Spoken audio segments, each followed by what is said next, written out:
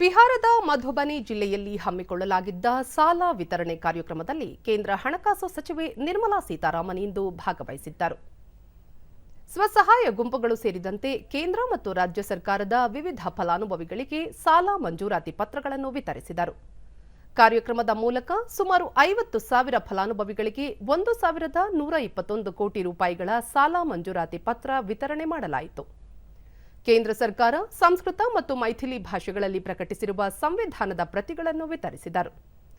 ಕಾರ್ಯಕ್ರಮದಲ್ಲಿ ಬಿಹಾರ ಉಪಮುಖ್ಯಮಂತ್ರಿ ಸಾಮ್ರಾಟ್ ಚೌಧರಿ ಸೇರಿದಂತೆ ಹಲವರು ಉಪಸ್ಥಿತರಿದ್ದರು.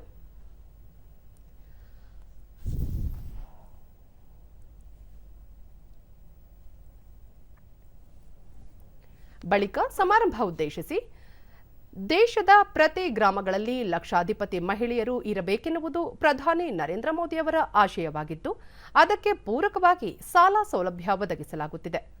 ಸ್ವಸಹಾಯ ಸಂಘಗಳ ಮೂಲಕ ಮಹಿಳೆಯರಿಗೆ ಆರ್ಥಿಕ ನೆರವು ಮತ್ತು ತರಬೇತಿ ನೀಡಲಾಗುತ್ತಿದೆ ಎಂದು ಹೇಳಿದರು. ಕೇಂದ್ರ ಸರ್ಕಾರವು ಬ್ಯಾಂಕುಗಳ ಮೂಲಕ ಜಾರಿಗೊಳಿಸಿರುವ ಯೋಜನೆಗಳ ಲಾಭವನ್ನು ನಾಗರಿಕರು ಪಡೆದುಕೊಳ್ಳಬೇಕು.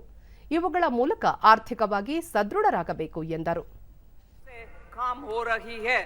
मैं आप सबसे ये निवेदन करती हूं, आप भी सामने आइए. जो बैंकों के द्वारा आपके लिए बहुत सारे स्कीम्स ले आ रहे हैं, उसमें भाग लीजिए.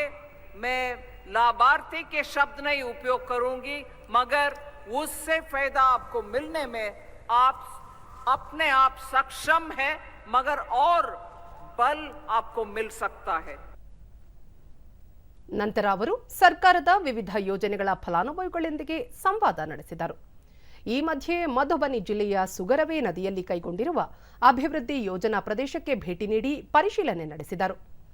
ಸವರತ್ನಲ್ಲಿರುವ ಮಿಥಿಲಾ ಚಿತ್ರಕಲಾ ಸಂಸ್ಥಾನದಲ್ಲಿ ಕುಶಲಕರ್ಮಿಗಳು ಮತ್ತು ಪದ್ಮ ಪ್ರಶಸ್ತಿ ಪುರಸ್ಕೃತರನ್ನು ಭೇಟಿ ಮಾಡಿದರು.